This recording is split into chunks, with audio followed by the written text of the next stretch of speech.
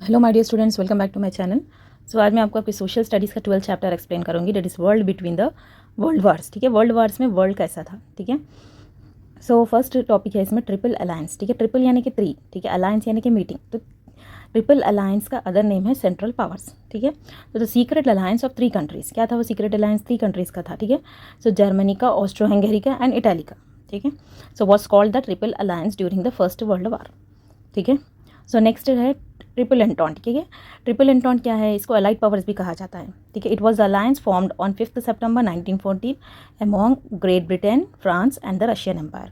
अगर आप ये 3 नेम्स लिखेंगे तो काफ़ी है। ठीक है, Great Britain, France and Russian empire. So those country allied in opposition to the central powers. ठीक है, वो लोग उन्होंने मीटिंग क्यों की थी? सेंट्रल पावर्स को अपोज करने के लिए। ठीक है, सो ये इन फर्स्ट वर्ल्ड वार। ठीक है, ये फर्स्ट वर्ल्ड वार में हुआ। और टू द एक्सिस पावर। ठीक है, एक्सिस पावर को भी अपोज करने के लिए। अब ये एक्सिस पावर्स क्या है? एक कॉलिजन हेडेड बाय जर्मनी। ठीक है, कॉलिजन क्या है? एक गवर्नमेंट फॉर्म होती है 2 और मोर पॉलिटिकल पार्टीज से जो टुगेदर वर्क करते हैं। ठीक है, so a collision headed by Germany, Italy and Japan that oppose the allied powers. They are opposing the allied powers in the Second World वार। ठीक है, सेकेंड वर्ल्ड वार में। Next है immediate cause of First world war. ठीक है, first world war क्यों हुआ था? क्या कॉज था? द असैसिनेशन यानी कि अटैक ऑफ आर्क ड्यूक फेर्डिनेंड। ठीक है, आर्क ड्यूक क्या होता है? ये चीफ होते हैं। ठीक है, चीफ यानी कि son of empire of Austria. Austria के जो एम्पायर के सन होते हैं उन्हें आर्क ड्यूक कहा जाता है। ठीक है, उनको आर्क ड्यूक कहा जाता है। The assassination of archduke Ferdinand of Austria Hungary by a Bosnian Serb in 1940। ठीक है, बॉस्नियन सर्ब, सर्ब किसे?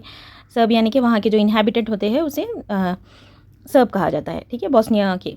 सो इन 1914। सो ये मेन कॉज था। आपको ये एक ही कॉज याद रखना है। अब आपको यही कॉज लिखना है। The assassination of archduke Ferdinand of Austria Hungary by a Bosnian SERB. किससे? बॉस्नियन सर्ब से, इन 1914। Reason for the US entry into first world war. ठीक है, फर्स्ट वर्ल्ड वार में यूएस क्यों एंटर हुआ? Because the German troops sank the US commercial ship Lusitania in 1917। ठीक है, अब ये ट्रूप्स क्या होते हैं? सोल्जर्स होते हैं। ठीक है, जर्मन जो भी है ट्रूप्स, ये क्या करें? सैंक यानी कि किसी चीज़ को डुबा देना या फिर डाउनफॉल कर देना। ठीक है, सैंक द यूएस कमर्शियल शिप। ठीक है, ये यूएस कमर्शियल शिप क्या है? ये एक ऐसी शिप है, it is used on the sea for the intention of making the profit earn करने के लिए। ठीक है, लुसिटेनिया इन 1917। ठीक है, सो बिकॉज द रीज़न क्या है? यूएस क्यों एंटर हुआ था फर्स्ट वर्ल्ड वार में? Because the German troop sank the US commercial ship. ठीक है, उसको पूरे से जर्मन ट्रूप ने ख़त्म कर दिया था लुसिटेनिया में इन 1917। ठीक है, reason for Russia to call as Euro Asian power. Reason for Russia to call as Euro Asian power. ठीक है, रशिया को यूरो एशियन पावर क्यों कहा जाता था? Because it is a vast area spread over 2 countries. बहुत बड़ा area था, spread over 2 countries, that is Europe and Asia. That is why we called as a Euro Asian power. इसमें Europe भी है, एशिया भी है। ठीक है ना, आइडियोलॉजी ऑफ फैसिज्म। ठीक है, आइडियोलॉजी ऑफ फैसिज्म का क्या है? देखिए, ये फैसिज्म क्या इनकरेज करता है? मिलिट्रिज्म को, नेशनलिज्म को इनकरेज करता है। तो ये फैसिज्म के आइडियोलॉजीज क्या है? Unquestioned power. ठीक है, ऐसा पावर मिल जाता है जो अनक्वेश्चन होता है। ठीक है, हेटेड फॉर अदर नेशंस, दूसरे नेशंस को हेट करना, वर्शिपिंग ऑफ द स्टेट को वर्शिप करना। नो, नेक्स्ट है immediate cause of second World वार। ठीक है, सेकेंड वर्ल्ड वार क्यों हुआ? देखिए, हिटलर को तो आपको मालूम, हिटलर को तो आप जानते हैं। हिटलर इन्वेजन यानी कि इन्वेजन क्या होता है? Action of entering another country with army to control it. ठीक है, सो दूसरी कंट्री में एंटर होना अपनी आर्मी के साथ, उसको कंट्रोल करने के लिए। तो हिटलर ने ऐसा किया। ठीक है, ऑफ पोलैंड। ठीक है, as a punishment for refusing the hand over of the port of Danzig to Germany. ऐसा क्यों किया? क्योंकि लोग को पनिशमेंट देना चाहता था। क्यों पनिशमेंट देना चाहता था? क्योंकि वो क्या रिफ्यूज़ कर रहे थे वो लोग? रिफ्यूजिंग द हैंड ओवर यानी कि देना नहीं चाह रहे थे। क्या देना नहीं चाह रहे थे? Port of Danzig to Germany. Germany को नहीं देना चाह रहे थे, इसलिए जर्मनी ने इन्वेजन कर दिया। ठीक है, so now examples for new countries that formed after the first world war. ठीक है, फर्स्ट वर्ल्ड वार में कौन से कंट्रीज बने? Turkey, Austria Hungary, Estonia, Latvia, Finland, Czechoslovakia. Now reason for March revolution that took place in Russia. ठीक है, मार्च revolution जो Russia में हुआ उसका रीज़न क्या था? Because there was a food storage in the towns. ठीक है, टाउन्स में फूड स्टोरेज था due to the supply of the food to the war front. ठीक है, इसकी वजह से मार्च रेवोल्यूशन हुआ। वार फ्रंट में क्या हुआ? इसका सप्लाई हुआ। ठीक है, supply of the food storage रहने की वजह से ये मार्च रेवोल्यूशन हुआ. Important features of militarism. It is believe that military power is the best way to ensure security and to solve problems. Yes, of course military power एक ऐसा तरीका है जिससे हम लोग सिक्योरिटी को इंश्योर कर सकते हैं और प्रॉब्लम्स को सॉल्व कर सकते हैं. European countries build massive standing आर्मीज for their defence. उनके डिफेंस के लिए यूरोपियन कंट्रीज़ ने मैसिव बहुत सारा ये स्टैंडिंग आर्मीज बिल्ड किए थे. They competed with each other. वो एक दूसरे के लिए कॉम्पिटिशन किया उन्होंने in increasing their military weapons को इंक्रीज़ करने के लिए. They establish arm industries. उन्होंने आर्म इंडस्ट्रीज़ को एस्टैब्लिश किया and went on to promote वार.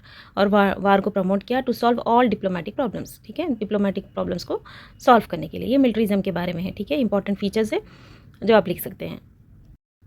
देखिए, terms and conditions impose on Germany in the treaty of Versailles. ठीक है, ट्रीटी ऑफ वर्साइल्स में जो टर्म्स एंड कंडीशंस इम्पोज हुए थे जर्मनी को, वो क्या थे?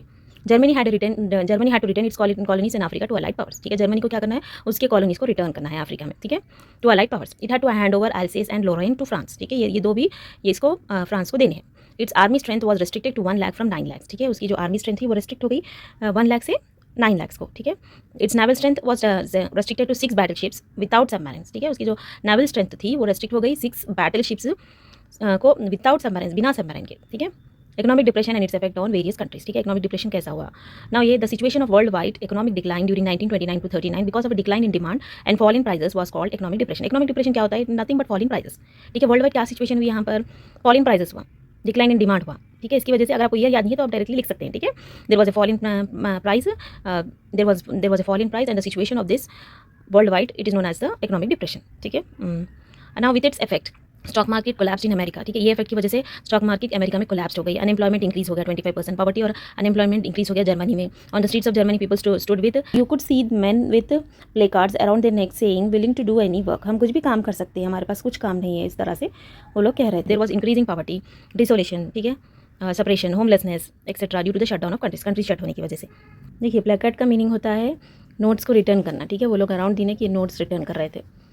No slogan to prevent the wars and promote the peace. ये आप लोग लिख सकते हैं स्लोगन्स. ना causes of the first world war. ठीक है, कॉजेस क्या है फर्स्ट वर्ल्ड वार के? एग्रेसिव नेशनलिज्म फर्स्ट है. ठीक है, एग्रेसिव नेशनलिज्म क्या है? Literally the ideology of nationalism was a positive impulse here.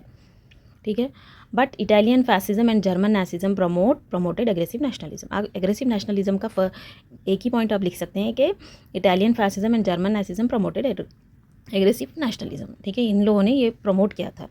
ठीक है, ये फर्स्ट कॉज है, फर्स्ट वर्ल्ड वार का फर्स्ट कॉज है ये.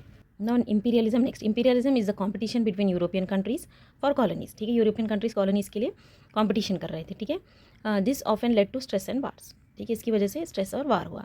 Now secret alliances again Europe was divided into 2 hostile groups. They were triple alliance and triple entente. These groups created fear and armed peace in Europe. ठीक है, अच्छे से पढ़िए, याद करिए, आपको याद हो जाएंगे. नाउ मिलिट्रिज्म क्या है? Militarism is the believe that military power is the best way to ensure security to solve problems. आप मिलिट्रिज्म का जो हमने प्रीवियस मैंने आपको एक्सप्लेन किया था वो भी लिख सकते हैं इसमें मिलिट्रिज्म के बारे में. Now Balkan politics. Tension between European nationals over domination of the Balkan peninsula. ठीक है, टेंशन किस में हो रहा था? European nationals. ठीक है, क्यों हो रहा था? Domination of the Balkan peninsula की वजह से. बाल्कन पेनिनसुला जो था वो डोमिनेट कर रहा था. ठीक है, जिसकी वजह से टेंशन हो रहा था यूरोपियन नेशनल के बीच में. जो और एक कॉज है हमारे फर्स्ट वर्ल्ड वॉर का. Immediate cause the assassination of archduke Ferdinand of Austro Hungary by Bosnian Serb in 1914. ठीक है, ये फर्स्ट लिख दीजिए, फर्स्ट पॉइंट यही लिखिए और थोड़े पॉइंट्स लिख दीजिए. ठीक है, आपको मार्क्स मिल जाएंगे. अभी नेक्स्ट देखिए, conditions that led to the rise of nationalism in Germany. ठीक है, राइज ऑफ नेशनलिज्म क्यों जर्मनी में राइज हुआ? ठीक है, इसकी कंडीशंस क्या है? देखिए, नेशनलिज्म एक आइडियोलॉजी है एडोल्फ हिटलर की. वो क्या इंकरेज करता है? To build arm forces, regain territories lost. ठीक है, hated towards Jews in Germany. ये नासिज्म है. तो Germany has been hit hard by the economic depression. Economic depression की वजह से जर्मनी हिट हार्ड हो गई थी. ठीक है, industry and production fell by 40%. Unemployment reach 60 lakh. ये सब हो रहे थे वो लोग को. So you could see man with placards around their neck saying willing to do any work. हम कुछ भी काम कर सकते हैं, हमारे पास कुछ काम नहीं है, इस तरह से वो लोग कह रहे थे. Often governments collapsed with A stable resign. Okay, so often government collapse हो गई. ठीक है, ये विदाउट स्टेबल, सही से स्टेबल रिजाइम नहीं था वहाँ पर. रीजन यानी कि गवर्नमेंट जो भी है. Women who could not feed their children stomach suffered from severe depression. Hitler promise to build a strong nation by his powerful speeches. Hitler speeches देकर लोगों में पावरफुल स्पीचेस देकर प्रॉमिस कर रहा था उन लोगों को स्ट्रॉन्ग नेशन बिल्ड करने के लिए. So under the injustice of the Versailles treaty. Cancel करना under the injustice of the Versailles treaty. Next ही promised employment for those losing for work, जो अपना वर्क लूज़ कर चुके थे वो लोग को एम्प्लॉयमेंट के लिए प्रॉमिस कर रहा था।